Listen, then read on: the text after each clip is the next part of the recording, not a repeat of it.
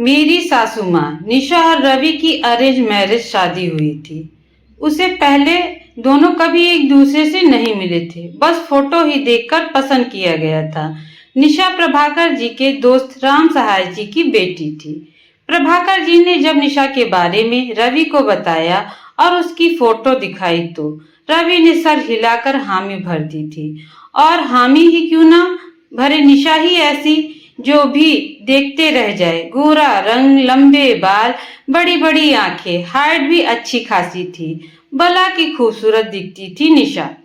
बस फिर क्या था, प्रभाकर जी रवि की रजामंदी पाकर अपने दोस्त राम सहाय जी को बुलवावा भेजा और अपनी बेटी की शादी निशा से तय कर दी। किसी कारणवश उनकी एंगेजमेंट नहीं हो सकी। शादी की तारीख 2 महीने बाद की निकली थी।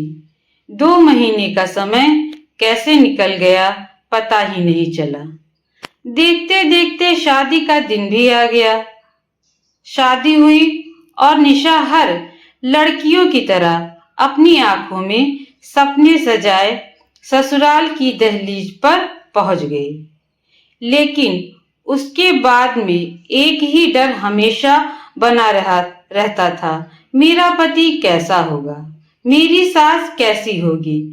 जब सोचते सोचते सारी रस्मों को निभाकर अपने कमरे में पहुंच गई, डरी सहमी सी निशा बेड पर एक कोने में सिमट कर बैठ गई।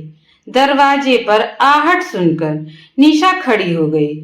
रवि ने देखा निशा परेशान है तो उसने निशा का हाथ पकड़कर बैठाया और उसे पानी पिलाया। फिर पूछा, क्या हुआ, तुम इतनी डरी सहमी सी क्यों हो? निशा ने कहा, मुझे नींद आ रही है और मैं इस रिश्ते को कुछ वक्त देना चाहती हूँ। ठीक है, आप सो जाइए, मैं सोफे पर सो जाता हूँ। निशा गहरी नींद में सो गई और रवि उसे निहारता हुआ वहीं सो गया। सुबह जब सासू माँ निर्मला जी की आवाज से निशा की आंखें खुली तो उसने देखा रवि वहीं सो गया है। निशा जल्दी से उठकर देखा तो घड़ी में 9 बज रहे थे। जल्दी से बाथरूम में गई, फ्रेश नहा धोकर बाहर आई और निर्मला जी के पैर छूकर बोली, वाह मम्मी जी, सॉरी, मुझे यह रात को देर से नींद आई थी, इसलिए मैं सुबह नहीं उठ पाई और मुझे इतनी जल्दी उठने की आदत नहीं थी।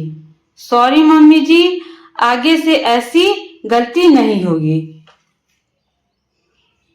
निर्मला जी पहले तो एकटक उसकी मासूमियत को देख रही थी, फिर जोर से हंसते हुए बोली, मैं तेरे माँ जैसी हूँ, तेरी मालकिन नहीं जो तू मुझे सॉरी बोल रही है।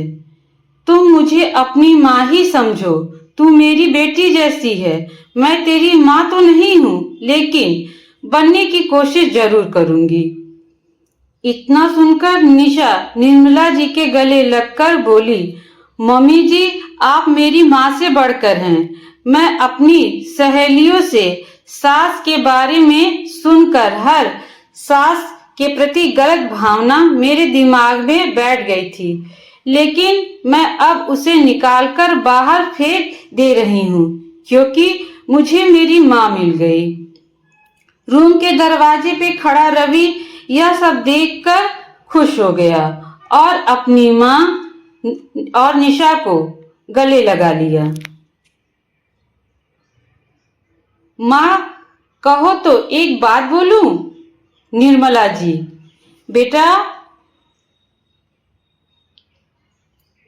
अगर हर घर में आप जैसी माँ और सास हो तो कोई घर टूटकर बिखरेगा नहीं।